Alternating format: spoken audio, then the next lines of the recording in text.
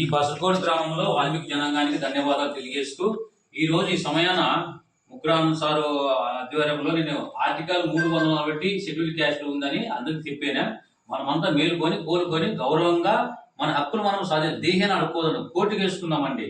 Article 341 schedule caste 200 దరిదాపు 78 కులాలు ఉన్నాయి.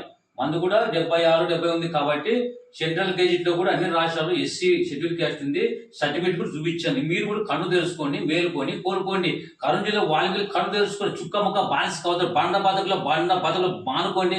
ఆడపిల్లల్ని మగపిల్లలు చదివించుకోండి, భయభక్తులు ఉండండి. రెండో పాయింట్ ఆర్టికల్ 340 తెలుసుకోండి. ఎవరో భ్రమల డైలాగులు పెట్టాడు. నీలం సంజయ్ రెడ్డి, పెద్దరెడ్డి తిమ్మారెడ్డి సర్వనాశనం చేసి పెట్టాడా. మనము ఫైట్ చేద్దామండి. కాబట్టి ఆర్టికల్స్ ని తెలుసుకోండి. అందు గురించి ఇప్పుడు రెండో పాయింట్ ఏమంటే బోయలకు వాల్మీకి ఆదర్శవంతులు భక్త కన్నప్ప, శబరి, గుహుడు, ఏకలవుడు, ధర్మవ్యాధుడు వీళ్ళు అడుగుజాడలు సాటించండి. ఒక కళ్యాణ మంటపం కట్టుకోండి. కొండలు కోణలు గుట్టలుగా రాయండి. వాల్మీకి ఏం చెప్పాడు? నీవు పొరుగు వాడిని ప్రేమించు. లవకొచ్చిన చదువు నేర్పినాడు వాల్మీకి. రామలక్ష్మణులు కూడు పెట్టాడు గుహుడు. శబరి రామలక్ష్మణులకి కూడు పెట్టి కష్టకాలంలో. ధర్మవ్యాధుడు ధర్మాన్ని తల్లిదండ్రులు ఎట్లా చూసుకోవాలని చెప్పాడు ధర్మవ్యాధుడు. ఏకలవుడు కృష్ణదేవరాయలు మనం వచ్చేసి అర్జుని కంటే పిచ్చివాడు ఏకలవుడు. 7 బాణాలు కొడితే కుక్కురు నోటు నిలబడిపోతే అంత పవర్ఫుల్ క్యాండిడేట్ ఏకలవుడు. ఇటువంటి చరిత్రలని వాల్మీకిని సంకనాకిచ్చారు చాలా మంది.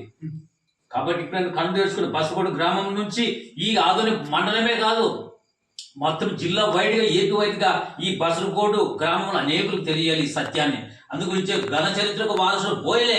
అందుగురించి భక్త కన్నప్ప, శబరి, గుహుడు, ఏకలవుడు, ధర్మవ్యాధుడు, మనకి అంబేద్కర్, జ్యోతిరావు పోలే వీరికి ఎవరు వినిచేసి ఎంతో మనకు రాజ్యాంగం చేసి పెట్టారా.